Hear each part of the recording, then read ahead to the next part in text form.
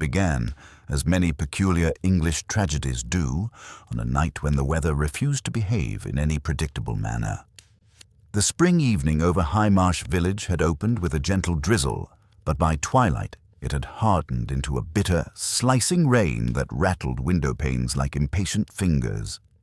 A storm of that temperament was enough to keep most respectable villagers indoors, most, except for Mrs. Elora Whitcombe.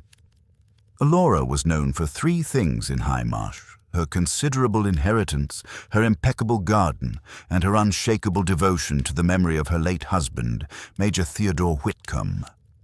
Since his death 5 years before, she had tended to his grave every Thursday evening without fail, an act of ritualistic love that the villagers found both admirable and faintly unsettling.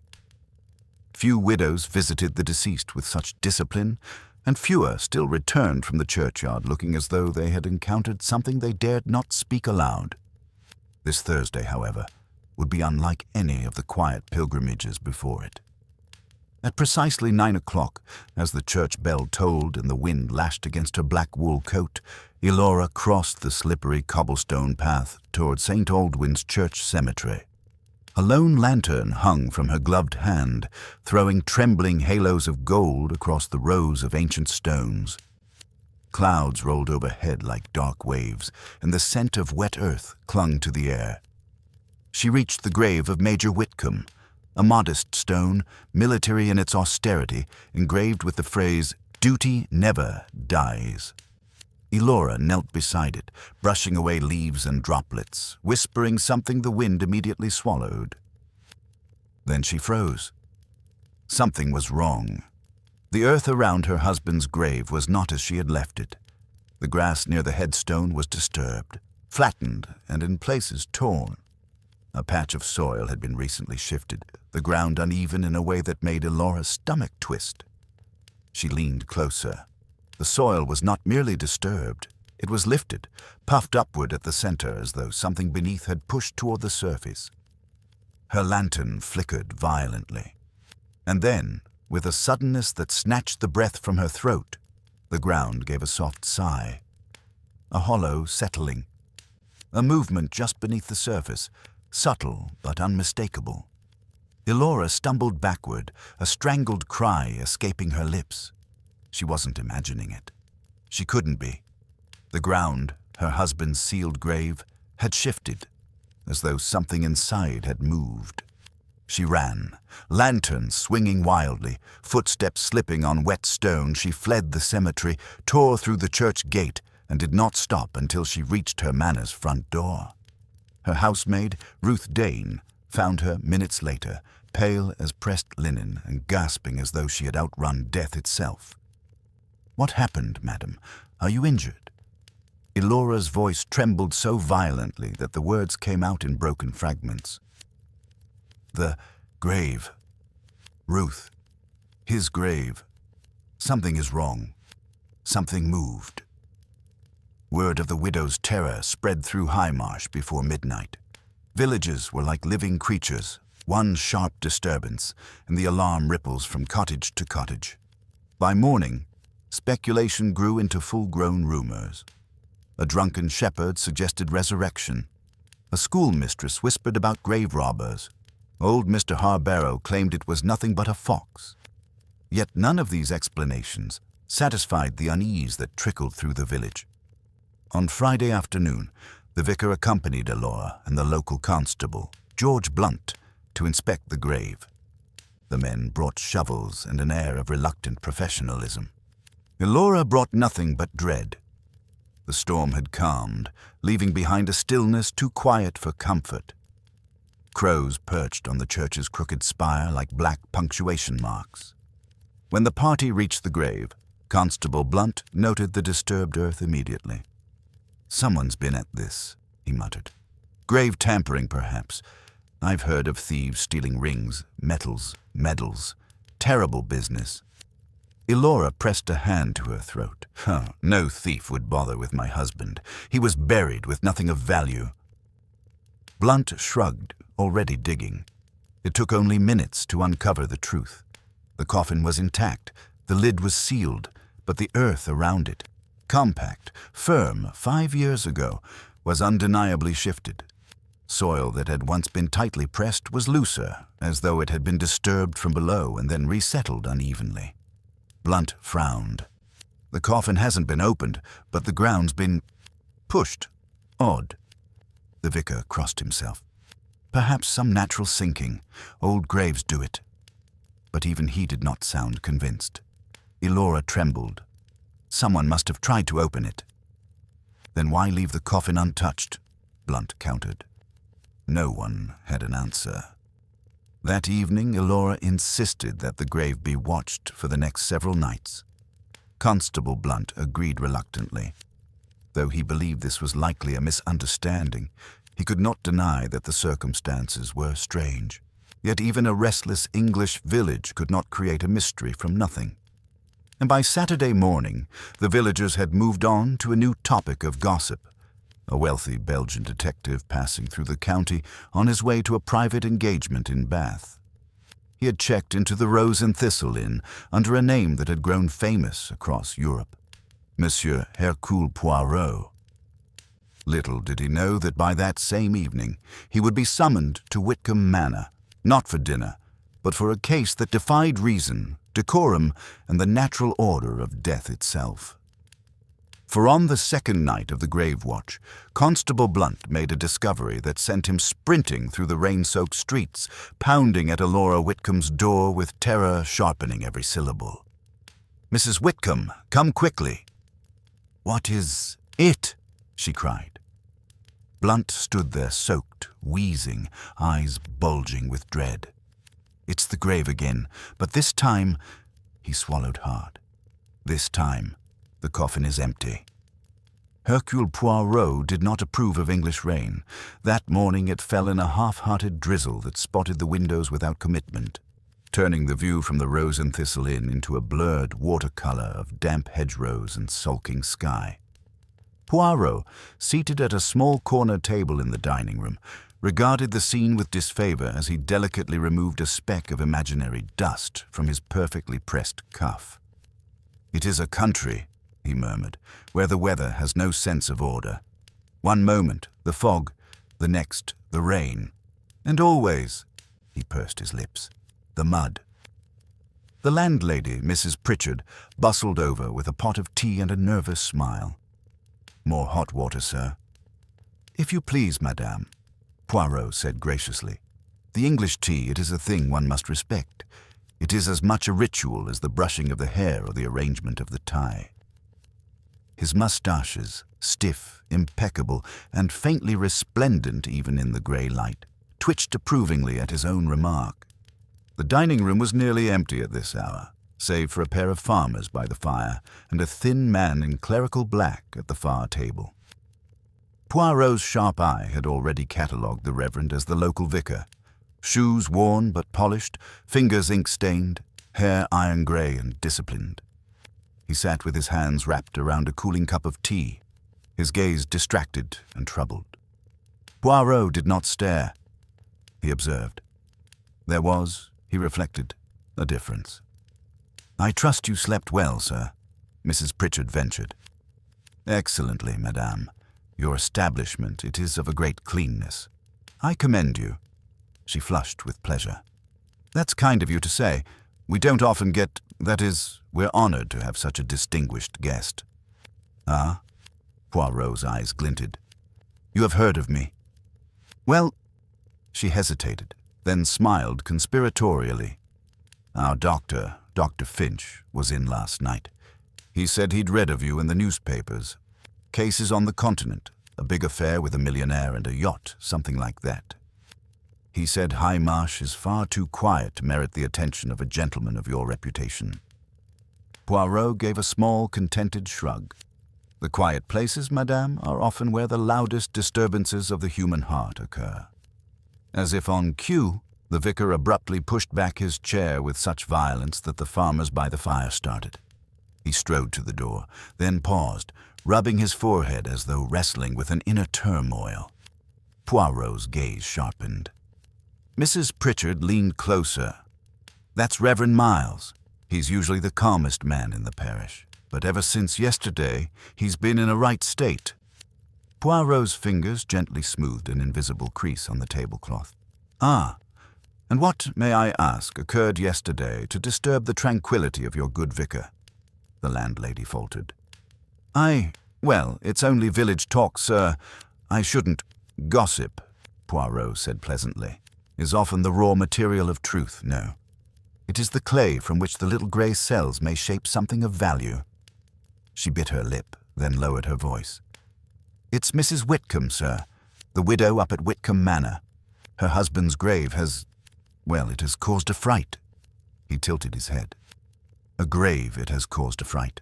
That, madame, is most intriguing. Graves, they are usually so restful." "I know how it sounds," she whispered, "but they say the earth around Major Whitcombe's grave was disturbed from below. And when they opened it again last night," her eyes darted toward the vicar, "they found the coffin empty." Poirot's expression did not change, but his mind sharpened like a blade. "Empty," he repeated softly. "A man dead 5 years, and now he is no longer where he should be. Curious, indeed." Before Mrs. Pritchard could reply, the front door of the inn burst open with a gust of cold, wet air. Constable George Blunt stood there, drenched and panting, his helmet askew. "Mrs. Pritchard," he wheezed, "is Dr. Finch here? No? Blast! Then I must—" His eyes fell on Poirot, and whatever he had been about to say died on his lips. Mrs. Pritchard, flustered, seized the moment. "Constable Blunt, this is Monsieur Hercule Poirot, the detective I told you about, the famous one." Blunt's mouth fell open. "The detective? The Belgian chap?" Poirot rose with measured grace. "I'm at your service, monsieur." Blunt's training warred briefly with his desperation. Desperation won. "Then, sir, if you truly are who they say, if you have solved all those foreign puzzles and such, by God, we could do with your help." Poirot's eyebrows lifted. "Help? Over an empty coffin?" Blunt shuddered. "It's more than that now, sir. Much more. Mrs. Whitcombe's butler, Mr. Denham, was found this morning. In the churchyard? Near the grave. And?" Poirot prompted. The constable swallowed. "Dead. Neck broken, as if he'd fallen, or been pushed." A small silence fell over the room, thick and waiting. Poirot inclined his head.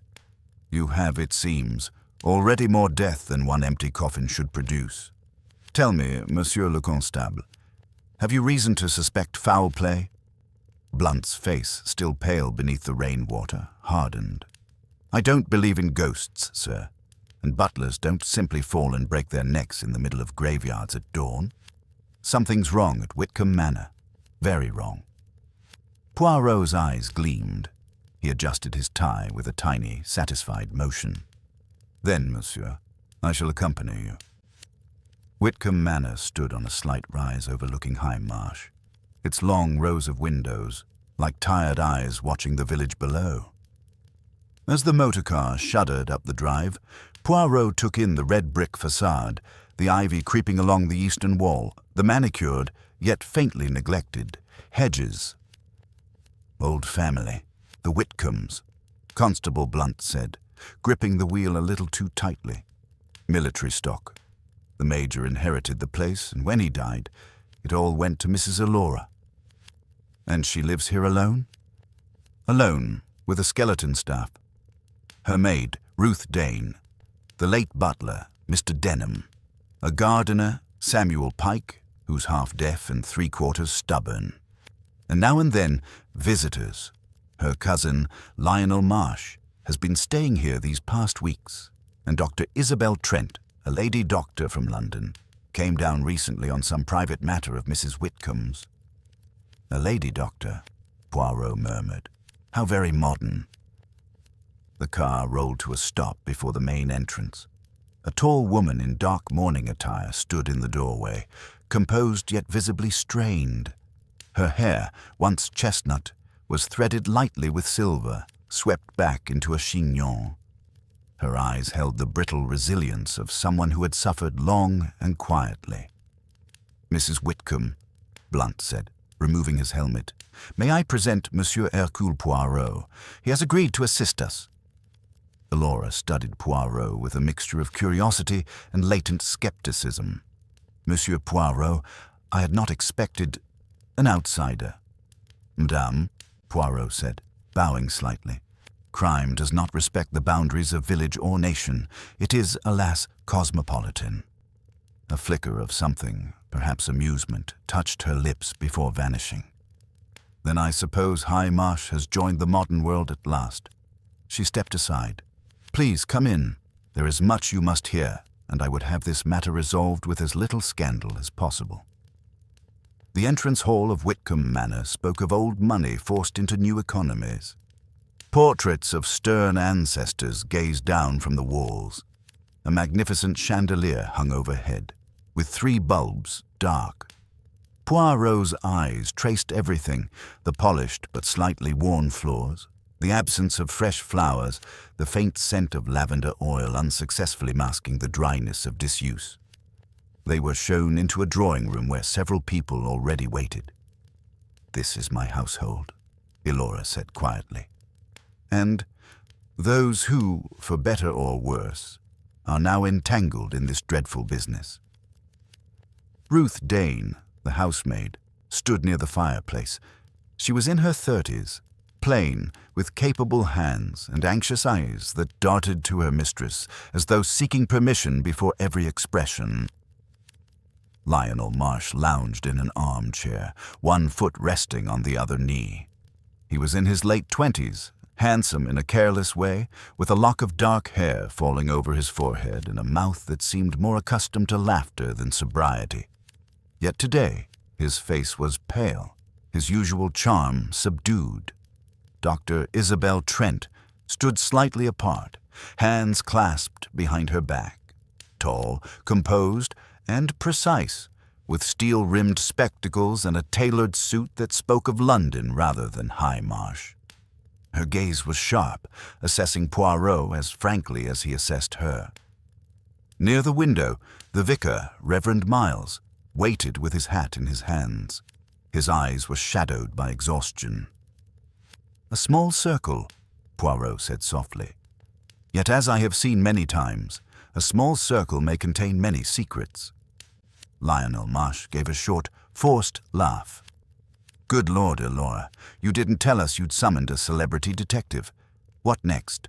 A full chorus of Scotland Yard?" "Hush, Lionel," Elora said. "This is no time for levity."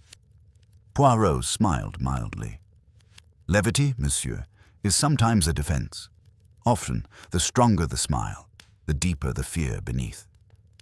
Lionel stiffened, color touching his cheeks. Elora drew a breath. "Monsieur Poirot, you must understand something before we begin. My husband, Major Whitcombe, was a man of strict principles. His death, 5 years ago, was sudden but not mysterious. He suffered a heart attack. We buried him with all the proper rites. I've visited his grave every week since." Poirot nodded, listening not only to her words but to the rhythm of her voice, the tremor she tried to hide.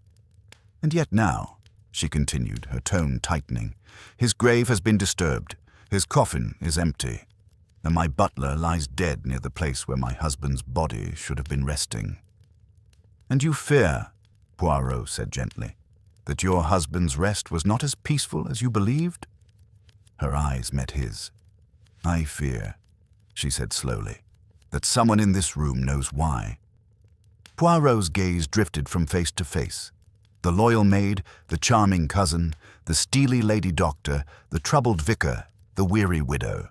A closed circle, every one of them with something to fear, perhaps something to hide. "Then, madame," said Hercule Poirot, his voice quiet but firm, "we shall begin by restoring order, both to the facts and to the emotions. I will speak with each of you, alone. We will arrange the little details one by one, like the pieces of a puzzle." His eyes glinted, "and in the end, we shall see whose picture emerges." Hercule Poirot always began an investigation the way a master watchmaker might examine a clock, slowly, delicately, observing how each piece moved in relation to the others. He never rushed. He never raised his voice. Instead, he let the quiet speak for him.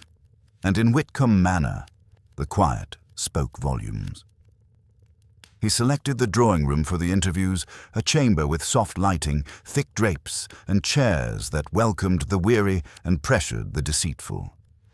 The perfect environment, Poirot felt, for truth to shed its disguises.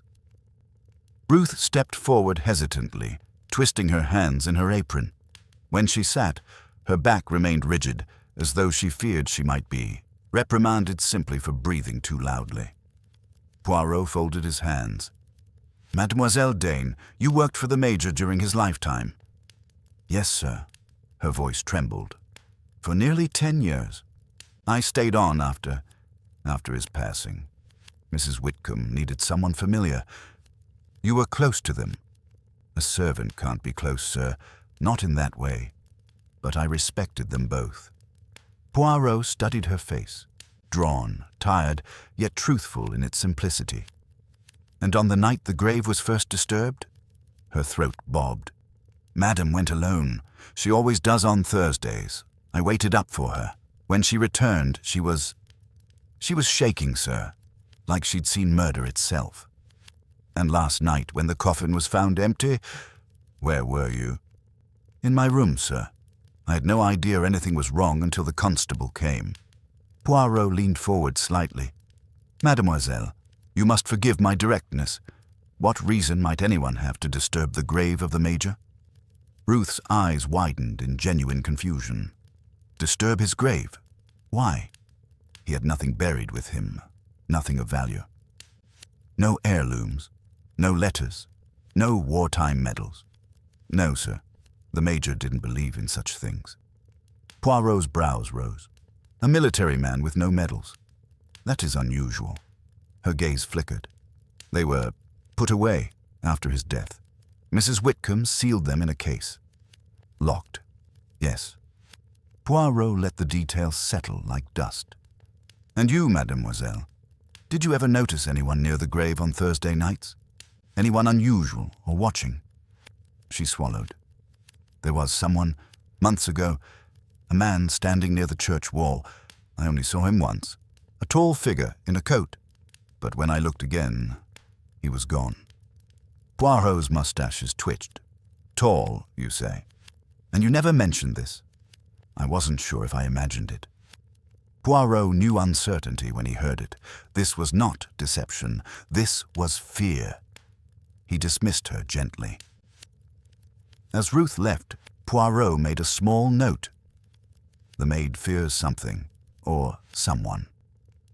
Lionel entered lounging, swung a leg over the armrest of the chair, then quickly corrected himself under Poirot's disapproving stare. "Right then, let's get this done." He flashed a boyish grin that didn't quite reach his eyes. Poirot spoke with calm precision. "Monsieur Marsh, you are Mrs. Whitcombe's cousin." "Yes, third cousin or something like that. Family's complicated, but Elora and I, well, we've been close since we were children." "You visit often?" "Often enough. More lately, since Elora's been, well, fragile." "Fragile? In what way?" He hesitated. "It's not my place to say." Poirot gave him a thin, icy smile. "Ah, but it is, monsieur. You sit here because it is your place." Lionel exhaled sharply. "Fine. She's been lonely since the Major died. That house is too big for one woman." "You imply she sought companionship?" "Not like that, Poirot." Lionel ran a hand through his unruly hair. "I mean solace, company. I've been trying to help." Poirot did not blink. "You live on an allowance from Mrs. Whitcombe, do you not?" Lionel stiffened. "A small one. Temporary." "And yet temporary things often become comfortable, n'est-ce pas?" The cousin's jaw tightened. Poirot pressed on gently. "Where were you last night?" "In my room, reading." "Alone?" "Yes." "You heard nothing? No footsteps? No disturbance?" Lionel flinched. So slight one might miss it, but Poirot missed nothing. Nothing at all. Your relationship with the butler, Mr. Denham. Lionel shifted. He was a stiff old fossil, but harmless. Poirot's voice softened dangerously. You dislike authority, monsieur? Lionel bristled. I don't see what that has to do with graves being dug up. Poirot's eyes glimmered. He had seen such deflection many times. He dismissed Lionel, whose retreating footsteps were far too quick. Poirot made another note. Cousin Hyde's impatience, possibly fear, lies badly. Dr. Trent entered with a firm stride, offering her hand crisply. Dr. Isabel Trent, I imagine you've already heard that I'm not from around here. Poirot bowed politely. I admire a woman with purpose. Tell me, Doctor, what brings you to Whitcombe Manor? For the first time, she hesitated. Barely. A half-second crack in her perfect composure. A private medical matter? For Mrs. Whitcombe? Yes.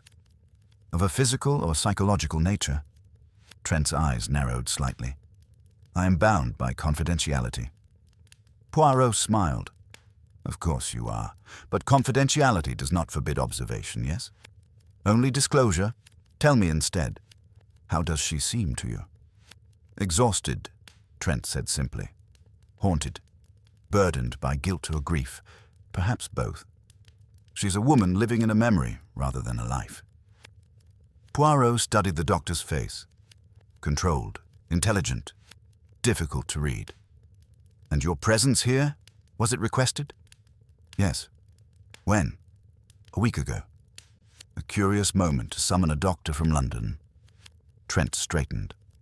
Are you implying something? I imply nothing. I merely ask questions. She exhaled. Mrs. Whitcombe has been unwell. She requires monitoring. That is all. Physically. Emotionally. Grief becomes chronic, Monsieur Poirot. It poisons the mind if left unattended. Poirot nodded thoughtfully. And last night, I was in my guest room, asleep until the commotion began. You saw the body of Mr. Denham? Yes. A horrific sight. You are a doctor. Horrific sights you must have seen before. True, but this felt wrong. His expression, his posture, as if he'd been taken by surprise. Poirot leaned in, or by an acquaintance. Dr. Trent did not answer. For the first time, her certainty flickered. He dismissed her, adding another note. The doctor knows more about Elora than she reveals, and fears revealing it. The vicar sat cautiously, folding his hands as if in prayer. Reverend, Poirot began softly, your parish has known peace for many years. Yet now, two disturbances, in the graveyard and in your heart. The vicar's shoulders sagged. I fear I have failed, Monsieur Poirot. In what way? I sensed a darkness approaching, something unspoken among my congregation, but I did not act. Poirot nodded slowly. Let us begin simply. Did the Major have enemies? Enemies? No. The vicar hesitated. But he had a severity, a strictness. He demanded much from others, and he was a man who forgave slowly, if at all. Poirot leaned forward. And his marriage? Solid. To outside eyes, at least. To yours. Miles' eyes clouded. I saw a woman who wished her husband would soften. Yet he did not. Poirot let that settle. And last night you were in the churchyard.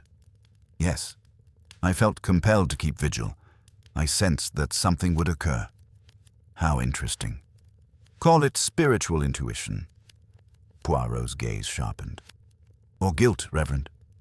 Miles turned pale. You think I... No, I only wanted to pray. Poirot made a note.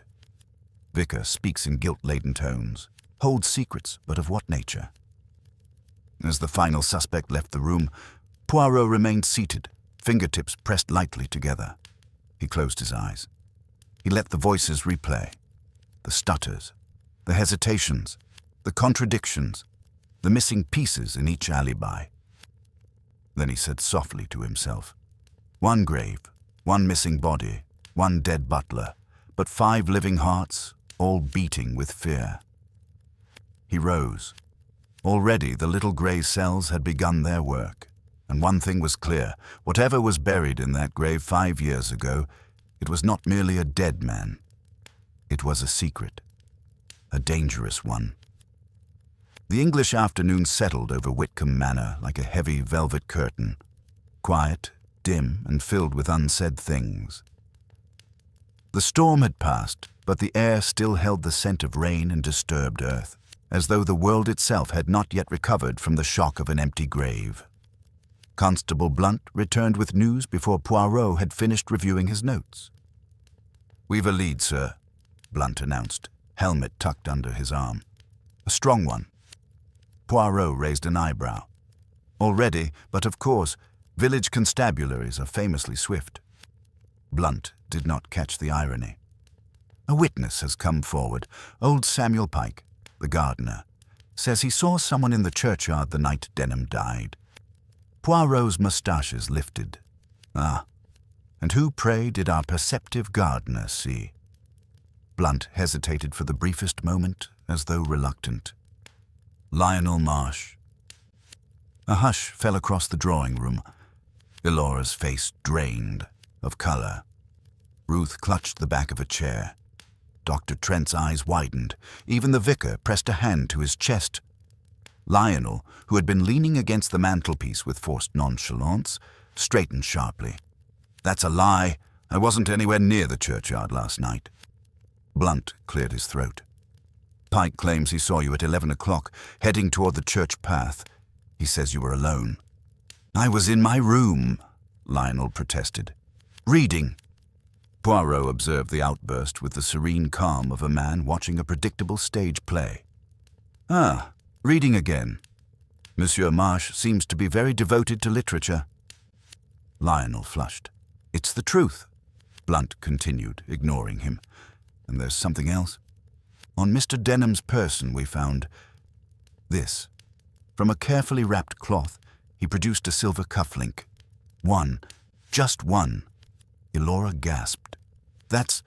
Lionel, that's yours." Lionel stared at the cufflink as though it were a venomous creature. No, it must have been planted." Poirot stepped forward with delicate interest. "Ah, let me see." He picked up the cufflink between 2 fingers, holding it to the light. It gleamed, a monogrammed LM in ornate script. "Very stylish," Poirot mused. "Very distinctive. One might almost say incriminating." Lionel erupted. "I didn't kill Denham, and I certainly didn't dig up the Major's grave." Poirot said nothing. He simply looked at him. Lionel swallowed. I admit I lost it weeks ago. I told Ruth to check the laundry." Ruth shook her head vigorously. "No, sir. You never mentioned a missing cufflink." Lionel turned red. "Well, I must have forgotten." Poirot's eyes narrowed with a cat-like softness. "Monsieur Marsh," he said gently, "I've known many murderers. Some bold, some timid, some clever, and some—" He tilted his head. "Not clever at all, but I've never known one to leave behind a personal monogram unless he wished to be caught." Lionel blinked. "What are you saying?" "I'm saying, monsieur, that this is too easy." Blunt frowned. "Too easy." Poirot lifted a hand. "Observe, the grave is disturbed, the coffin empty, the butler dead, and the only clue found upon the body is this cufflink belonging to the most impulsive man in the manor. And yet he had no apparent motive to attack the butler." Lionel's mouth trembled. "So you believe me?" Poirot smiled a very small, very enigmatic smile. "No, monsieur. I do not believe anyone." A murmur rippled through the room. Poirot placed the cufflink on the mantelpiece with ceremonious precision. "I merely say this. The guilty man who leaves such an obvious token might as well sign his confession with a flourish. And that, I think, is not the style of the one we seek." Blunt bristled. "You think someone planted it, then?" Poirot opened his hands. "I think, Constable, that a murderer is playing a little game. With me, and with all of us. Lionel's composure finally cracked. He slammed his hand against the mantelpiece. Damn it all, you think I'm capable of murdering a butler? For what? To what end? Poirot's voice remained maddeningly calm. Anger does not suit you, monsieur. It makes your lies too transparent. Lionel stiffened. I'm not lying. And yet, Poirot said softly, you lied earlier when you said you heard nothing last night. Lionel froze. You flinched, Poirot continued, when I asked you about noises. Why, if you were asleep? Unless, he leaned closer, unless you were awake and heard something you fear to admit. Lionel swallowed hard, lips trembling. I heard footsteps, nothing more. Whose? I don't know. Where? In the hallway, around midnight. Poirot nodded. And why did you not mention this earlier? Lionel looked down. Because I thought it might have been Elora. A silence. Poirot's eyes sharpened. Ah, he whispered. Now the picture changes. Elora inhaled sharply.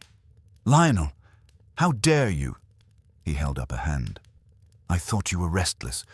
You've been so distressed, I didn't mention it because it sounded private, intimate, not murderous.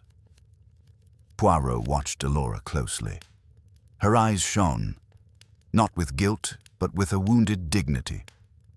Poirot, she said quietly. I was in my room. I did not leave the manor last night.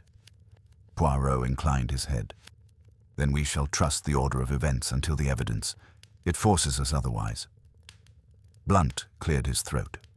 Monsieur Poirot, I must protest. Witness testimony and physical evidence, however simple, are still evidence. And Lionel Marsh has no alibi. No one can vouch for him. Poirot nodded. This is true. And he had a quarrel with Mr. Denham last week, Blunt added triumphantly. Lionel's head snapped up. That was nothing. He scolded me for borrowing a bottle of brandy without permission. A point of tension, Blunt pressed, for a man already unwelcome. Unwelcome, Lionel repeated, turning to Elora. She looked away. Dr. Trent stepped forward. Let's not leap to conclusions. Blunt ignored her. Monsieur Poirot, we have witness testimony, a missing alibi, a quarrel, and a cufflink. That seems more than enough to... Poirot raised a hand. Constable Blunt, when something seems enough, that is when it is most dangerous to decide. Blunt fell silent. Poirot crossed to the window, hands clasped behind his back, gazing out at the darkening estate grounds. Consider the psychology, my friend, he said softly. Lionel Marsh is disorganized, emotional, impulsive, the type to argue loudly, yes. But to plan the removal of a buried coffin, conceal a body, and kill a butler, no, that is work for a calm mind. A patient mind. A mind with purpose. He turned back slowly. A mind unlike Monsieur Marsh. Lionel exhaled shakily, relief and fear mingling. Poirot continued. This cufflink, this alibi, this witness, they form the perfect frame. Too perfect. Someone wishes us to look at Lionel Marsh. His voice dropped to a whisper. And that means someone else has something to hide. As the room rippled with tension, Poirot made a small gesture toward the doorway. Madame Whitcombe, he said gently, may I see your husband's belongings? Anything personal? A photograph? Letters, perhaps? Elora hesitated. Of course. They are in his study. They left the others behind and moved through the quiet corridor. Poirot entered the Major's study and halted. The room was immaculate. Too immaculate, every book perfectly aligned, every pen capped and centered, not a mote of dust on the desk. Poirot ran a finger along the edge of a drawer. He paused, then bent. A faint outline of dust, barely visible, showed where something rectangular had recently been removed. Madame, he said softly. "What once lay in this drawer?" Elora went pale. "That was the Major's lockbox, his private box. I kept it there after his death." "Locked?" "Yes.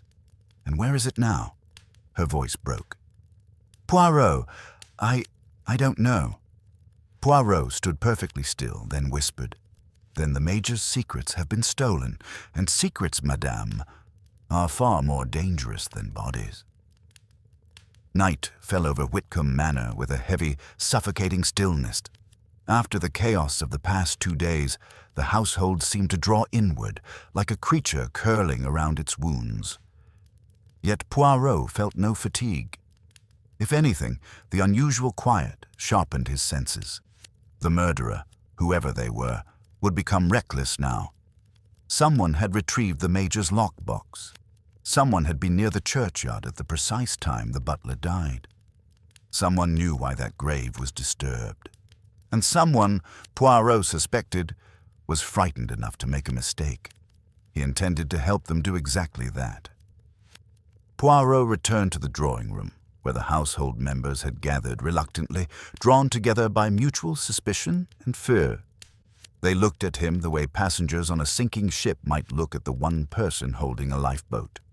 Half hopeful, half terrified. Poirot cleared his throat delicately. "My friends," he began, "I have been thinking." Lionel muttered, "God help us." Poirot ignored him. "It is clear that there is more to this matter than a missing corpse. Someone in this house possesses knowledge that would make all things simple, if they had the courage to speak." His eyes drifted deliberately, one by one, over each face. Elora Whitcombe, Lionel Marsh, Dr. Isabel Trent, Ruth Dane, Reverend Miles. Each reacted. But one reacted too quickly. Poirot stored that reaction like a jewel in his mental treasury. "I have decided," he continued, "that we must begin again. But this time, not with questions, with truths." A ripple of unease moved through the room. Elora whispered, "What do you mean?" Poirot clasped his hands behind his back. "Let me show you." He turned to Ruth Dane. "Mademoiselle," Poirot said softly, "you spoke earlier of a man you saw months ago, near the churchyard, a tall figure, a stranger." Ruth's eyes widened. "Yes, sir." Poirot stepped closer, lowering his voice. "It was not a stranger, was it?" Sir, I don't—" "Mademoiselle," Poirot said gently, "fear makes poor liars of honest people. You recognized him. Why conceal it?" Ruth trembled. Because it would only make things worse." "For whom?" Ruth swallowed, her gaze flickering toward one person in the room. Poirot followed her glance, then nodded to himself. "Mademoiselle," he said kindly, "thank you. You have told me the truth, even in your silence." Ruth's eyes filled with tears. "I'm sorry, sir. I don't want more harm to come." Poirot touched her hand lightly. "We shall try to ensure it does not." He turned away, leaving the rest to wonder which of them Ruth feared implicating. Poirot faced the group again. "I have observed," he said, "that guilt often reveals itself not when one is accused, but when one is ignored." His eyes slid deliberately past the true suspect as he continued speaking to the others. "Let us consider motives. Madame Whitcombe, she gains nothing by disturbing her husband's grave. She has grief and dignity, but no advantage in chaos." Elora stiffened, but Poirot's tone remained almost affectionate. "Monsieur Marsh, he has debts, yes. He has temper, yes. But as I have said, he lacks, how shall we say, the necessary finesse for so elaborate an act." Lionel huffed indignantly. "Is that a compliment or an insult?" Poirot moved on without answering. "The Reverend Miles. He has a sensitive conscience and a troubled heart, but such a man does not break necks in graveyards. His guilt is internal, not external." Miles bowed his head shakily. Then Poirot paused. His next sentence dropped with the delicacy of a falling feather. and the impact of an avalanche. And as for Dr. Trent, the doctor straightened sharply.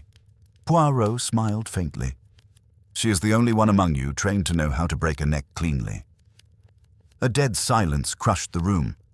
Dr. Trent's jaw tightened. Are you accusing me? Poirot lifted a hand.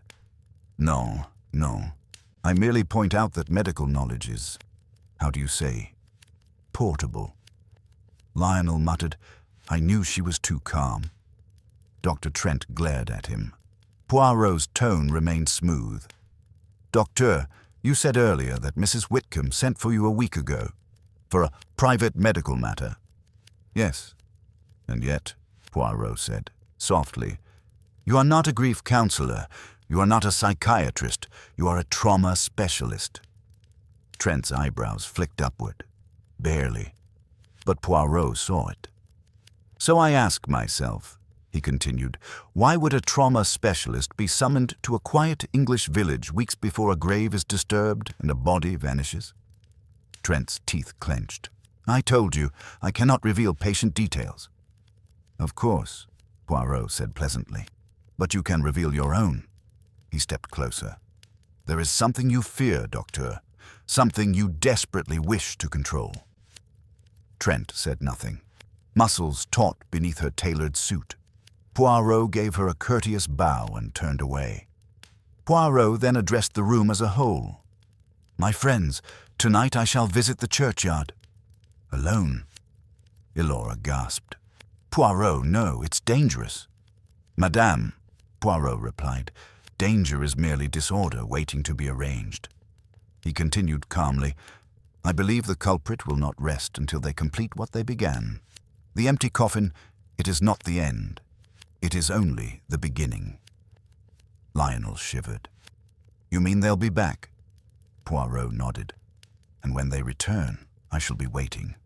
Not with a weapon. He tapped his temple, but with the little grey cells. The room tensed. Poirot allowed silence to swell, then added lightly, but before I leave, there is one last thing. He looked directly at the true suspect, just 1 second too long. The suspect's face changed. Just a flicker. Panic, recognition, guilt. Poirot smiled. Ah, he whispered. So it is you. He turned to the rest. I shall reveal nothing tonight, but be assured, the murderer has already revealed themselves. Confusion exploded through the room. Who? Which one? What did you see? Poirot raised a hand, silencing them. My friends, he said softly, do not fear. Tomorrow we shall have answers. But as he turned away, his eyes hardened. For tonight, the murderer prepares their next move, and Hercule Poirot prepares to watch them fail. The churchyard at St. Aldwyn's was a place that demanded silence. Even in daylight, it had an air of heavy contemplation, but at night, under a pale, sickle-shaped moon, it seemed almost a world removed from the living. The stones leaned at uneasy angles, the grass shimmered with dew, and the air carried the faint scent of earth long undisturbed. Hercule Poirot stepped through the weathered iron gate precisely at 11 o'clock. He had left Whitcombe Manor with little ceremony, armed not with a weapon, but with an umbrella, a small electric lantern, and the formidable calm that had unnerved murderers across continents. Every footstep was placed with purpose, every sound was catalogued. This night will reveal the heart of the matter, he thought. Somewhere in Highmarsh, the murderer was watching, thinking, waiting for the moment to strike again. The grave of Major Theodore Whitcombe lay at the center of the churchyard, isolated from the older stones.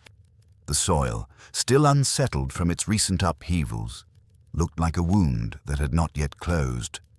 Poirot approached it slowly. Always the grave, he murmured. Always the beginning that becomes the end. He knelt, holding the lantern close. The earth had shifted again, only slightly, but enough for a man who noticed dust on polished shelves to recognize it instantly. Someone had been here within the hour. Poirot rose. His heart beat once, sharply. He was not alone. A faint rustling reached him, so soft it could have been a field mouse. But Poirot knew the difference between nature and a human trying not to be heard. He turned his head slowly. A figure emerged from behind a yew tree, tall, cloaked, face shadowed. Poirot did not draw back. Instead, he inclined his head politely. "Bonsoir, mon ami. You arrived precisely when I expected." The figure froze. Poirot took a single step forward. "You have returned to complete your work, yes? To bury truth as easily as one buries a man." The figure moved. Backwards. Running. Poirot's voice cut through the silence like a blade. "You cannot escape. Not from vengeance. Not from guilt. And certainly not from Hercule Poirot." But the figure was swift, crossing the dark grass toward the western exit. Poirot followed as fast as his polished shoes would allow, calling out, "Constable Blunt, maintenant." A whistle shrilled. Two shadows burst from the darkness, Blunt and Reverend Miles, whom Poirot had secretly instructed to keep watch from hidden vantage points. The running figure skidded, turned, and vanished into the thicker cluster of trees beyond the church boundary, the darkness swallowing them whole. Blunt swore. "Damn it! Lost him!" Poirot's eyes narrowed. "They run toward the manor. They feel cornered. They will make a mistake tonight, a desperate mistake." He turned to the vicar, who stood trembling. "Reverend Miles, did you see their face?" Miles pressed a hand to his chest. "No, only that they moved with purpose, like they knew the ground well." Poirot nodded. "Indeed, only someone familiar with this place could run through that thicket without breaking an ankle." Blunt said breathlessly, "Poirot, what now? Do we chase them?" "No." Poirot's voice was calm, unnervingly calm. "The murderer flees because they know something has been discovered." The detective pointed his umbrella toward the disturbed grave. "Look more closely, Monsieur le Constable." Blunt leaned in, raising his lantern. Something glinted beneath a thin layer of soil. Blunt reached down carefully. What in heaven? He lifted a small object, caked in dirt. A rusted brass key, old military issue, engraved with worn lettering. T.W., private compartment. Blunt squinted. T.W., Theodore. Whitcombe? Poirot nodded slowly. "This, my friends, is the key to the Major's true past." "A key to what?" Blunt asked. Poirot's eyes hardened. "To something the Major hid for years, something worth killing for." A return to the manor. The trio hurried back toward Whitcombe Manor, Poirot setting a surprisingly brisk pace. As they approached the large oak doors, Poirot paused. "Constable, ring the bell." Blunt frowned. "Why not just go in?" Poirot's mustaches twitched. "Because someone may be watching from the windows. I wish them to believe that the night brings answers." Blunt rang the bell, 3 sharp tones echoing through the silent estate. Moments later, Ruth Dane opened the door, her face pale. "Monsieur Poirot, thank heavens. Mrs. Whitcombe is in a terrible state. Something has happened." Poirot entered immediately, his voice steady. "Take me to her." They found Elora Whitcombe in the sitting room, hands clasped tightly around a letter. Her face was ashen, eyes red as though she had been weeping. "Elora," Poirot said softly, "what troubles you?" She held out the letter with trembling fingers. This was slipped under my door, less than an hour ago." Poirot took it delicately. The envelope was unmarked. The handwriting inside was sharp, hurried, almost panicked. He read aloud.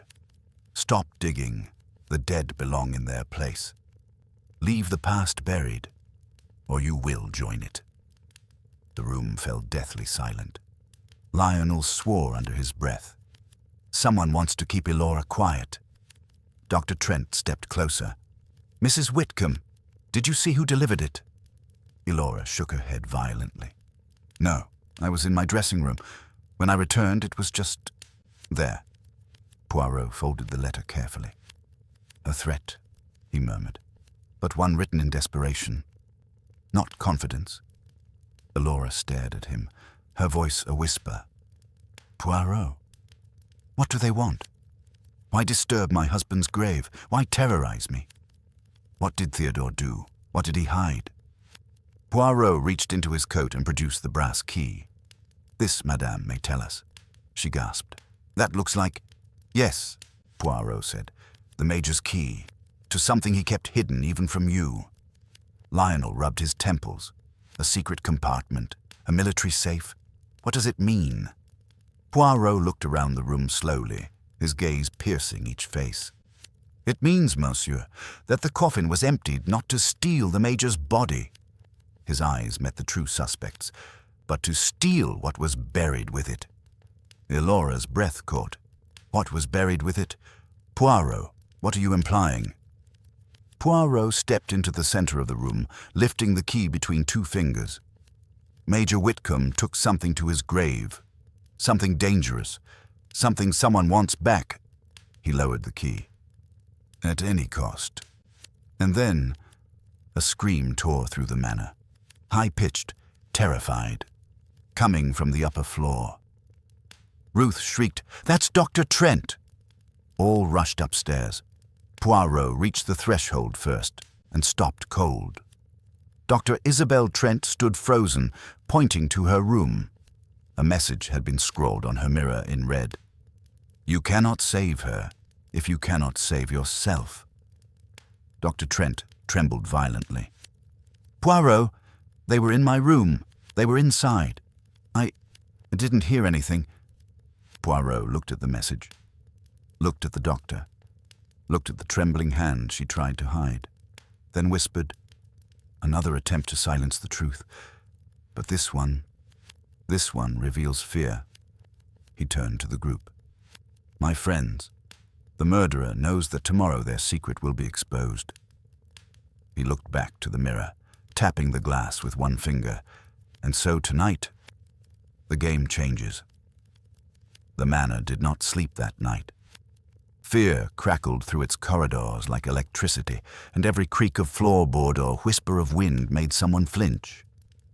Poirot, however, moved through the house with composed, almost serene purpose. The more chaos swirled around him, the clearer the pattern became. He had seen the essential clue. The clue no one else had perceived. The clue the murderer had foolishly left exposed. But he would not reveal it yet. Not until every piece of this grim puzzle clicked into place. At dawn, when the sky was still grey and sulking, Poirot returned to the Major's study. The others had been instructed to remain in their rooms, save for the constable who kept watch by the staircase. Poirot wanted silence. He wanted the room to speak, and oh, it did. The study was immaculate, almost unnaturally so. Poirot approached the desk again, inspecting the dust-shaded outline where the lockbox had once rested. Such tidiness, he murmured, but only after death. Before, the Major was not so orderly. He had learned this from Ruth Dane, whose innocuous chatter had revealed more than she realized. Ruth had described the Major's study as always scattered like a battlefield, his papers strewn across the desk. So why was the room perfect now? Because someone had rearranged it after the Major's death. Someone had wanted the space to appear untouched, to hide what had originally been inside the lockbox. Poirot scanned the shelves. He paused, then smiled. A single book was out of order by the slightest margin, pushed deeper than the others. A military ledger. He removed it, opened it, and nodded to himself. Exactement. Inside, beneath the rigid columns of wartime numbers, he found a thin slip of paper folded many times over. Handwriting looped across it in the Major's tidy, uncompromising script. Poirot unfolded it gently. Whatever he read caused him to exhale slowly, heavily. So, he whispered, this is the ghost in the grave. Without another sound, he slipped the paper into his pocket. By 8 o'clock, the household gathered in the dining room. though gathered was a generous term for the tense, fractured silence that lingered between them. Elora sat rigidly at the head of the table. Lionel drummed nervous fingers on his plate. Ruth hovered behind Elora, pale and trembling. Dr. Trent sipped tea with hands that were not as steady as she tried to pretend. Reverend Miles clutched his Bible, knuckles white. Poirot entered last. Bon matin, mes amis. No one replied. Poirot took his seat, folded his napkin, and began delicately buttering toast as though the room were not thick with accusation. Finally, Lionel burst. Poirot, are you planning to simply eat while someone in this house is trying to kill us? Poirot dabbed his lips. Monsieur Marsh, one must never solve mysteries on an empty stomach. Lionel groaned. Poirot continued calmly. Last night, our murderer returned to the grave, and last night they attempted to intimidate Dr. Trent. Why? Because they fear exposure. Dr. Trent stiffened. What should I do, Poirot? Remain calm, Doctor. The guilty one wishes to rattle you, but rattling is not proof. He turned to the vicar. Reverend Miles, you witnessed our murderer last night, briefly. Miles nodded, swallowing hard. Their posture was tense, hurried, focused. Focused, Poirot repeated softly. That is the word. A person who runs through darkness without hesitation must know the terrain well. Lionel frowned. So that means it's someone who lives here. Poirot did not respond. Elora leaned forward suddenly. Poirot, what did you find in Theodore's study? Poirot lifted his eyes to hers. Madame, your husband's lockbox did not contain medals, nor letters, nor money. What then? She whispered. Poirot tapped his temple. The truth of who Major Whitcombe really was. Elora's breath hitched. Poirot continued, your husband was not only a soldier. He was entrusted with a wartime secret, one he hid even from you. Silence rippled across the room. Ruth covered her mouth. The vicar closed his eyes. Lionel looked utterly lost. Dr. Trent leaned forward, barely breathing. Poirot stood, placing his napkin neatly beside his plate. And I believe I know why the lockbox was stolen, why the grave was opened, and why Mr. Denham was killed. Lionel jumped to his feet. Tell us, who is it? Poirot held up a hand. You are all impatient, but answers must come at the correct moment. He began pacing slowly around the table. First, let us consider the threats. The letter to Mrs. Whitcombe. Stop digging. The message on Dr. Trent's mirror. You cannot save her if you cannot save yourself. 2 warnings, 2 different victims, but written in the same hurried hand. Dr. Trent's eyes widened. So the murderer is the same for both? Poirot nodded. Naturellement, Ruth whispered, but why threaten Dr. Trent? Poirot paused behind the doctor. That, mademoiselle, is the question we must ask. For Dr. Trent was not merely brought here for grief counseling. She was summoned for a very different reason. Trent's jaw tightened. Poirot leaned in, voice soft and pointed. Dr. Trent, it is time you told them. Dr. Trent's eyes hardened behind her spectacles. Her breath trembled. She set down her cup. Very well, she said. The truth, then. The room leaned in. I was not summoned by Elora. I was summoned by her husband. Gasps exploded across the table. Elora clutched her throat. Impossible. Theodore has been dead for 5 years.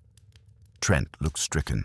I received a letter 6 weeks ago, written in the Major's hand, sent from London, asking me to come to Whitcombe Manor and bring certain medical reports. He said he had urgent matters to discuss. Lionel stared at her. So you thought a dead man wrote to you? It was his handwriting, his signature. I had met him before, years ago. I thought perhaps it was from among his old files. Poirot's voice cut cleanly through the whispers. Dr. Trent's presence proved something important. Someone forged the Major's hand to summon her. Someone who knew the Major's manner, his writing, his secrets. He faced them all. And that someone is in this very room. The dining room erupted, accusations sparking like flint and steel. Lionel. No, Ruth. Poirot must mean the doctor. Not I, never. Poirot tapped his spoon against his teacup. The sound was small, precise, absolute. The room fell silent. Poirot spoke softly. I have found the hidden clue. The murderer believes it insignificant, but it reveals everything. He reached into his pocket, withdrew the thin slip of paper from the ledger. Elora whispered, terrified, "Poirot, what is that?" The detective unfolded it gently, then looked directly at the true suspect. "Before I read this aloud," Poirot said quietly, "I give the guilty person one chance to confess." Silence. No confession. Only the soft, shaky sound of someone's breath quickening. Poirot nodded once. "As I expected." He lifted the paper. "Mes amis, this is the key to the Major's missing body, the stolen lockbox, the butler's murder, and the reason Dr. Trent was summoned." He cleared his throat, then read, "If anything happens to me, the truth will be in my grave. The one I fear most is—" He stopped and stared at the murderer. "You." The room froze, and Poirot, with deadly calm, prepared for the final trap. The drawing room of Whitcombe Manor had never hosted a more silent or trembling audience. Hercule Poirot stood before them, the slip of paper from the Major's ledger resting in his immaculate hand. The curtains were drawn. The morning light was thin, pale, hesitant, like the truth itself. Elora Whitcombe sat nearest him, rigid and pale, her hands gripping the armrests. Lionel Marsh paced with frantic energy. Ruth hovered near the mantel, eyes wide, twisting her apron. Dr. Trent stood tall but shaken, her jaw tight. Reverend Miles sat with his Bible clutched so hard, his knuckles blanched. Constable Blunt stood by the door, unsure whether to guard the room or pray for deliverance. Poirot surveyed them all. "Mes amis," he began softly, "we have reached the decisive moment, the hour when truth must be arranged in perfect order." Lionel exhaled shakily. "Just say it, Poirot. Whoever it is, say it." Poirot held up a finger. "Non, monsieur. You English detectives like the dramatic announcement, but I, Hercule Poirot, prefer logic, precision, steps that lead inevitably to the guilty." He placed the paper on the table. "This note written by the Major is incomplete, but even half the truth is enough to reveal everything." He paced slowly. "You all know that the Major was a stern man, a disciplined man, but you did not know that he also carried a secret from the war." He tapped the slip of paper. A secret he feared someone would kill him to obtain, and so he hid it in his grave. Elora flinched. "What kind of secret?" Poirot faced her with gentle sympathy. "Madame, your husband kept many burdens from you. This was his gravest mistake." He continued, "The lockbox that once lay in his study contained not medals, but documents, codes, names, wartime intelligence, dangerous for anyone still alive who might be implicated." Gasps rippled around the room. Poirot nodded. "Yes, the Major had knowledge that could expose a certain person's wartime betrayal, and that person has been terrified for years that the truth would one day emerge." Lionel muttered, "So the murderer dug up the grave to get the documents?" Poirot lifted his palms. "Precisely. But let us walk through the steps." Poirot turned sharply toward the doctor. "Dr. Trent, you received a forged letter, one written in the Major's hand, but sent 5 weeks ago. Why?" Dr. Trent swallowed. "To bring me here, apparently." "Oui. Because the guilty party needed time. They needed you present as a distraction, as a false lead, perhaps even a scapegoat." Lionel snapped his fingers. "Of course, someone forged the letter to frame Trent." Poirot did not confirm. Instead, he asked the doctor, "Docteur, Your expertise is in trauma and reconstruction. Tell me, what did the Major come to you for years ago?" Her eyes softened. "He came to me after a mission went wrong. He'd seen something horrifying, something he said he could never repeat." Poirot nodded gravely. "Indeed. Something he believed someone else wanted kept buried." Elora pressed a hand to her brow. "You knew him before? You knew my husband?" "Yes," Dr. Trent whispered. He was tortured by what he'd witnessed and terrified by whom it involved. The room gasped again, this time louder. Poirot raised a calming hand. "This connection was meant to mislead us, but in truth it exposes only the murderer's fear." Poirot turned toward the fireplace. "Mr. Denham, the butler, was the first to die. Why? Because he was loyal to the Major, because he suspected something, and because he saw something on the night the lockbox disappeared." Ruth gasped softly. Poirot faced her.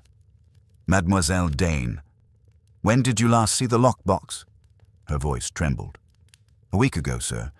Before all this began. It was still in the drawer." Poirot nodded. "Yes. And then, quietly, secretly, it vanished." He paced. Mr. Denham discovered who took it, and that discovery sealed his fate. Elora covered her mouth. "He tried to stop them." "Exactly, madame." Poirot paused before Lionel. "Monsieur Marsh, you quarreled with Denham, but your argument was small. He had no fear of you." Lionel nodded stiffly. Poirot faced the vicar. "Reverend Miles, you kept vigil in the churchyard, yes, but your conscience cripples you. You are a man of faith, not violence." Miles exhaled shakily, almost relieved. Poirot turned slowly toward Ruth. "Mademoiselle, you are loyal, gentle, and terrified. But you are no killer." Ruth sobbed quietly. Poirot turned to Dr. Trent. "You, doctor, you were brought here as a pawn, nothing more." Dr. Trent blinked hard. Finally, Poirot pivoted to face Elora. "And you, madame, you mourn, but mourning does not bring violence." Elora's eyes filled. Poirot took a breath. "And thus," he looked around the silent room, "there remains one possibility." Poirot returned to the table and unfolded the slip of paper. The Major wrote, "If anything happens to me, the truth will be in my grave. The one I fear most is—" He looked up. The name was never completed, but the Major left another clue, a more subtle one. He held up the paper. "This handwriting is precise. Military. Controlled. Except," he pointed to one letter. "One stroke here is wrong." Lionel leaned in. "Wrong." Poirot nodded. Major Whitcombe was meticulous. He never misplaced letters or curves. But here, one letter dips downward. Slanted, the handwriting shakes. Dr. Trent gasped. He was dying when he wrote it. Poirot nodded solemnly. "Oui. He was poisoned, or perhaps suffering a rapid heart failure while writing this, and as he struggled, he tapped the slanted line. His pen slipped toward the final person he saw. He turned to the person directly across from him, and that person was standing on his right side. Reverend Miles whispered, "Poirot, what does that mean?" Poirot lifted the note. "It means the Major was looking at his killer when he died, and when his pen slipped, it moved toward them." Silence. He folded the paper, smoothed it carefully. Then spoke the sentence that broke the room. "The killer is the only person who was with him at the moment of death." Gasps shook the room. Elora clutched her chest. Lionel's jaw dropped. Ruth whimpered. Dr. Trent froze. Poirot's eyes locked onto the true murderer, and he said quietly, yet thunderously, "You were the last to see Major Whitcombe alive. You were the one he feared, and you killed him 5 years ago." The suspect stared at him, white shaking cornered. Poirot stepped closer. "And last night, you returned to finish what began in that grave." The room erupted. Poirot raised a hand. "Order." Slowly, silence fell again. Poirot drew himself upright, mustaches gleaming, eyes sharp with certainty. "Mes amis," he said, "in Section 9, I shall reveal the full chain of logic, all the lies, all the motives, and the identity of the murderer." He folded his hands. "And afterward, justice." When Hercule Poirot wished to reveal a murderer, he did not shout, he did not rush, he did not gloat. Instead, he allowed silence to fall, a deep, steady silence, in which guilt had no place to hide. The drawing-room of Whitcombe Manor was still as a tomb. Then Poirot spoke. "Mes amis, let us return to the beginning." He walked to the fireplace and placed one hand lightly on the mantel. 5 years ago, Major Theodore Whitcombe died suddenly. Of a heart attack, it was said. Yet even then, something was curious. Elora's breath trembled. "Curious? Poirot, I never doubted—" He raised a gentle hand. "Patience, madame," he continued. "The Major's death came at the exact moment he planned to reveal a wartime betrayal. He wrote this note." Poirot lifted the slip. "While dying, he tried to name the person he feared most." Lionel swallowed. "But that could be anyone, couldn't it?" Poirot smiled faintly. "No, monsieur, because the Major's pen slipped in one direction, toward the only person in the room." He turned to the group. "There is only one person who was with Major Whitcombe at the exact moment of his death. Only one person who had access to him without question. Only one person who he trusted implicitly." Poirot's voice sharpened. "And only one person who could poison him quietly, subtly, over weeks." The room throbbed with tension. Poirot faced the murderer. "Mrs. Elora Whitcombe," he said softly, "it was you." The room exploded. "No! Elora, impossible! Poirot, this cannot—" "Madam!" Ruth cried, collapsing in tears. Dr. Trent's hand flew to her mouth. Elora did not gasp. She did not faint. She did not scream. She simply closed her eyes. Poirot bowed his head. "Yes, madame. The truth." Poirot paced slowly. "Major Whitcombe discovered a wartime crime, but it was not committed by a soldier. It was committed by you, madame." Elora opened her eyes, dark, hollow, resigned. Lionel whispered, "Elora, what did you do?" Poirot answered, "During the war, Mrs. Whitcombe passed military positions to an enemy agent." Gasps erupted. Poirot raised a hand again. She believed it a harmless correspondence, a foolish romantic entanglement, a young woman isolated and lonely. But people died because of it. Elora's voice cracked, barely audible. "I didn't know. Not at first, and when I learned, it was too late." Poirot nodded. "Yes, the Major eventually discovered the letters. He forgave you, partially, but the guilt consumed him, and he feared that others would one day learn the truth." Lionel staggered back, horror flooding his features. "My God, Elora!" Poirot continued. "5 years ago, the Major confronted you. He told you he had written everything down, that he intended to send the evidence to military authorities."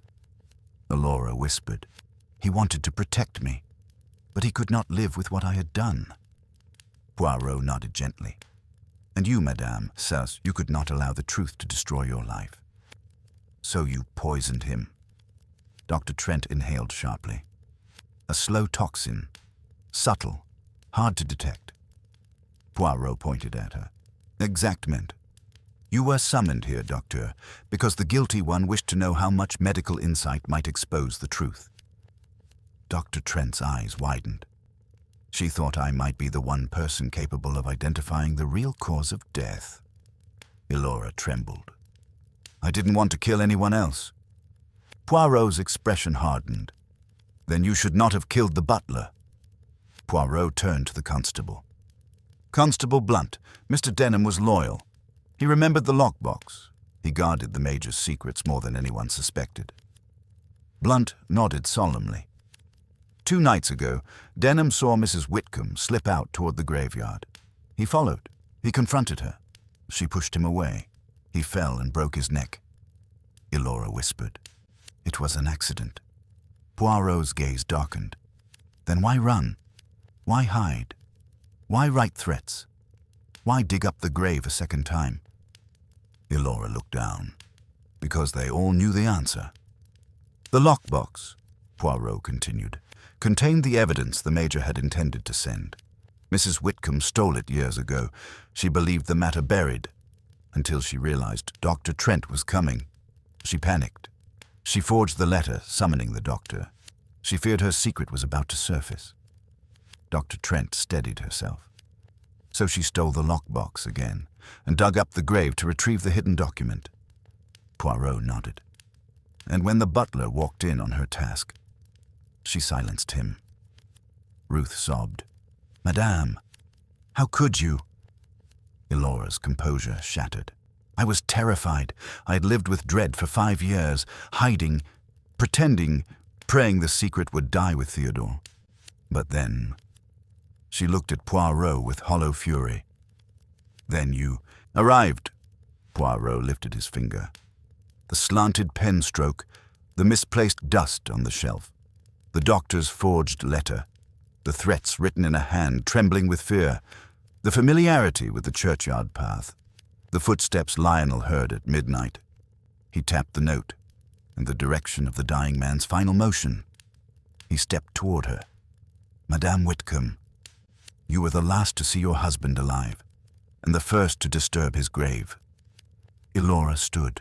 Her face was cold, pale, defeated. You are right, she whispered. All of it. She turned to the others. I loved him so deeply, but I made a mistake long ago, and Theodore never let me forget it. He forgave me, yet he watched me like a jailer. I lived under judgment every day. She looked back at Poirot with a strange, almost tragic calm, and when he said he would reveal everything, I broke. I broke, Monsieur Poirot, for the last time. She collapsed into a chair, silent, still, resigned. Poirot bowed his head. Madame, I understand fear, I understand guilt, but murder can never be excused. Constable Blunt stepped forward, handcuffs in trembling hands. Elora Whitcombe, I'm sorry, ma'am. Elora raised her wrists without resistance. Poirot turned away, his eyes clouded, not with triumph, but with sorrow. For in the end, he murmured softly, it was not betrayal that destroyed this family, but silence. The manor felt colder after Elora Whitcombe's confession. Not because the fire had dimmed, nor because the morning air crept through the cracks of old windows, but because truth, once spoken, sucked the warmth out of a place. Constable Blunt escorted Mrs. Whitcombe from the drawing-room. She did not fight. She did not weep. She walked with the slow dignity of a woman who had been carrying a burden for far too long, finally setting it down, even if the price was her freedom. Ruth Dane collapsed into a chair, face buried in trembling hands. Lionel Marsh stood staring blankly at the empty doorway, color drained from his face. Reverend Miles murmured a broken prayer under his breath. Dr. Isabel Trent exhaled hard, as if a blade had just been removed from her throat. Poirot remained perfectly still. Only when the manor door had closed behind Elora Whitcombe did he speak. Mes amis, he said quietly, there is no joy in the solving of this case. No one answered. Poirot moved toward the window overlooking the manor grounds, hands folded behind his back. Rain had begun again, soft, steady, and sorrowful, washing the earth as though the skies themselves sought absolution. Lionel Marsh was the first to break the heavy silence. I can't believe it, he rasped. Elora? My own cousin. All these years, I thought she was drowning in grief. I had no idea she was drowning in guilt. Poirot turned to him gently. Guilt, monsieur, is a quieter thing than grief. Grief cries in the night. Guilt tiptoes. But both weigh upon the soul. Lionel shook his head. She didn't deserve this. Poirot raised an eyebrow. Murder is never deserved, but consequence, monsieur. Consequence always arrives. Lionel slumped, defeated. Ruth approached Poirot timidly. Monsieur, Madame Whitcombe. She was always kind to me. Strict, yes, but kind. I never imagined she... Poirot placed a gentle hand on her arm. Mademoiselle, goodness and weakness often live together in one heart. But fear twists even the kindest nature. Ruth began to cry softly. Dr. Trent guided her to a seat, offering tissues from her coat pocket. The doctor's eyes met Poirot's. She summoned me because she feared discovery. Poirot nodded. And because you were connected to the Major in the past. She believed you might know more than you realized. Dr. Trent exhaled shakily. What a tragedy. She might have sought help instead of destroying herself. Poirot gave a faint, sad smile. Humans rarely choose the path of confession, Docteur. They choose the path of concealment until the cost becomes unbearable. Reverend Miles approached, tears bright in his eyes. I prayed for guidance, Monsieur Poirot. I sensed darkness here, but I never imagined her. Poirot regarded him quietly. Reverend, you sensed not evil, but suffering. Sometimes the two wear the same cloak. Miles bowed his head. How do I heal a village after this? Poirot placed a hand over his heart. One truth at a time, mon ami. You must tell them the facts, but also the compassion behind them. Elora Whitcombe was not evil. She was human, and humans, under fear, commit many terrible acts. Miles nodded, though grief still shook him. Later that afternoon, Poirot asked Constable Blunt's permission to visit the graveyard once more. The constable agreed, offering to accompany him. But Poirot shook his head. Non, I go alone. Alone, Poirot walked the winding path to St. Aldwyn's Cemetery. The disturbed earth had begun to settle. The coffin, found empty, then lifted, now lay beside the grave, awaiting reinterment. He approached the open earth. It no longer frightened him. It saddened him. Inside the coffin remained only fragments. A few personal effects, nothing more. The body, stolen for its secrets, had been quietly returned earlier that morning after being found in a nearby thicket. The murderer had hidden it imperfectly in the dark. Poirot gazed down. Major Whitcombe, he murmured, you carried your burden with pride, but not wisdom. You should have shared your truth sooner. He bent, touching the coffin lid lightly. Secrets, mon capitaine, are like weeds. They grow stronger in the dark. As Poirot prepared to leave the churchyard, Constable Blunt arrived, helmet tucked under his arm. Beg pardon, Mr. Poirot, he said, but I've got to ask, how did you know? Really know? Poirot smiled softly. Mon cher, the clue was simple. Too simple for most. The pen stroke sliding to the right, a dying man's final gesture. It pointed not to a name, but to a direction. The direction of the person standing beside him. Blunt blinked. That small a detail? Poirot held up a finger. In great crimes, it is always the smallest detail that betrays the truth. Blunt nodded slowly. I'll remember that. Poirot bowed slightly. I hope you shall. By evening, Poirot had packed his small, immaculate suitcase. The Rose and Thistle Inn was a brief stop on his journey, but the landlady, Mrs. Pritchard, insisted on giving him a farewell basket of scones and jam. For all you've done, sir, she said, though I suppose I wish it had ended differently. Poirot gave her a soft, understanding smile. As do I, madame. But life, like detective work, does not ask what we wish. It presents only what is. Outside, a carriage waited to take him to the station. Lionel Marsh stood by the gate, hands shoved into his pockets. Poirot, he said quietly. Thank you. I know it doesn't feel like a victory, but it's clarity. And maybe that's something. Poirot nodded. Clarity, monsieur, is always a form of mercy. Lionel stepped back, eyes wet. Goodbye. Poirot touched his hat. Au revoir, Monsieur Marsh. He stepped into the carriage. As it rolled through Highmarsh village, people watched from windows and doorways, whispering of the events that had shaken their quiet world. Poirot watched them with gentle eyes. As the train departed the station, Poirot settled into his seat, gazing out at the passing countryside. Rain streaked the glass like silver threads. He murmured to himself, "There are crimes of passion, crimes of greed, crimes of opportunity." He closed his eyes. But the greatest tragedies are crimes of fear, for fear makes enemies of the innocent and prisoners of the guilty. He opened his little notebook, wrote one final line, then closed it neatly. The husband never left his grave. It was the truth that was exhumed. The countryside blurred past him. Poirot sat back, hands folded over his cane.